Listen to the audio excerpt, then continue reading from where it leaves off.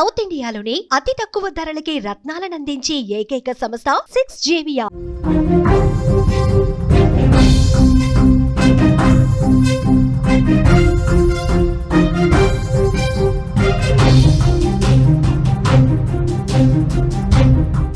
సిద్దిపేట జిల్లాలో హృదయ విదారకరమైన ఘటన చోటు చేసుకుంది.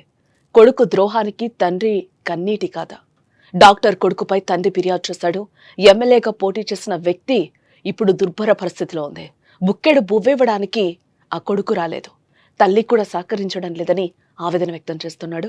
కాలి వేళ్లు తొలగించినా కూడా డాక్టర్ కొడుకు పట్టించుకోలేదు. ఈ ప్రపంచంలో ఏ కష్టాన్నైనా తానొక్కడే భరించి తన పిల్లల భవిష్యత్తు కోసం నిరంతరం శ్రమించే వ్యక్తి ఎవరైనా ఉన్నారంటే అది నాన్న మాత్రమే. తన ఆశలన్నీ పిల్లల మీదే పెట్టుకుని వారిని గొప్పవాళ్ళని చేయాలని రేయింబావుళ్ళు కష్టపడతాడు. తన పిల్లలు ఉన్నత స్థానంలో ఉంటే ఆ తండ్రి ముఖంలో కనిపించే ఆనందం వర్ణించలేనిదే. తాను పస్తులున్నా సరే వారిని ఉన్నత శిఖరాలకు చేర్చాలని ఆశపడతాడు. కానీ అదే తండ్రికి తాను ఎంతో కష్టపడి డాక్టర్ చేసినా కొడుకే ద్రోహం చేస్తే హృదయం బద్దలవ్వదా? ఇలాంటి ఒక హృదయ విదారకరమైన ఘటన సిద్దిపేట జిల్లా హుస్నాబాద్లో చోటు చేసుకుందని చెప్పుకోవచ్చు.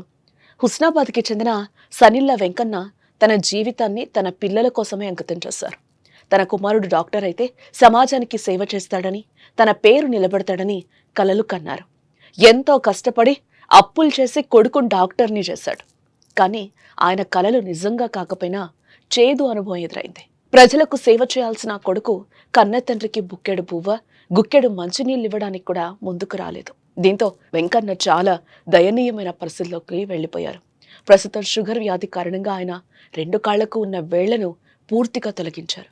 కానీ ఆపరేషన్ తర్వాత కూడా ఆయనకు తగిన వైద్యం చేయించడానికి కొడుకు నిరాకరించాడు. ఈ బాధను భరించలేక ఆ కన్న తండ్రి హుస్నాబాద్ పోలీస్ స్టేషన్లో తన కొడుకుపై, భార్యపై ఫిర్యాదు చేసినట్లుగా కూడా మనకి తెలుస్తోంది. మీ భార్య, నువ్వు చేసుకున్న భార్య, నువ్వు కట్టుకున్న భార్య ఏమంటుంది అసలు? మరి విని చంపాలి ఫస్ట్, నెలనాడు జీతం అకౌంట్లో వేయాలి అని ఒక ప్లాన్ చేసుకునేది. నేను చంపాలి, నెలనాడు జీతం అకౌంట్ వేయాలి. ఇవాడు అదే ప్లాన్ చేస్తాడు. నాకు బాగా అర్థమైంది. వీడియో నాకు పైసలు వద్దు, పడద్దు, నెలకు 4,000 ఇల్లుకరే ఉష్ణాలు కట్టాలి. ఇక నేను ఏమైనా పప్పు చారు అది వంకొచ్చుకుంటే ఇదో 1,000-2,000 అవుతాయి. ఇది గీన పెట్టరా అని చెప్పంటే ఇక వాడు అది కూడా ఇస్తలేడా?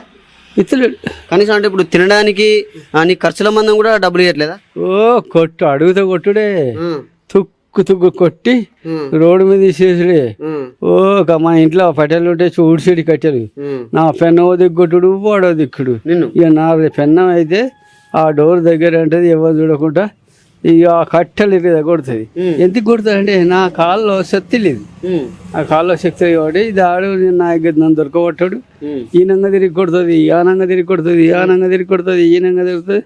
వెంకన్న సాధారణ వ్యక్తి కాదు. ఒకప్పుడు ఉమ్మడి కరీంనగర్ జిల్లాలోని ఇందుర్తి నియోజకవర్గం నుంచి ఎమ్మెల్యేగా కూడా పోటీ చేసిన వ్యక్తి ఆయన తన స్థాయిలో ఎంతో మందికి సహాయం చేసి సమాజానికి దిశానిర్దేశం చేసిన వ్యక్తి.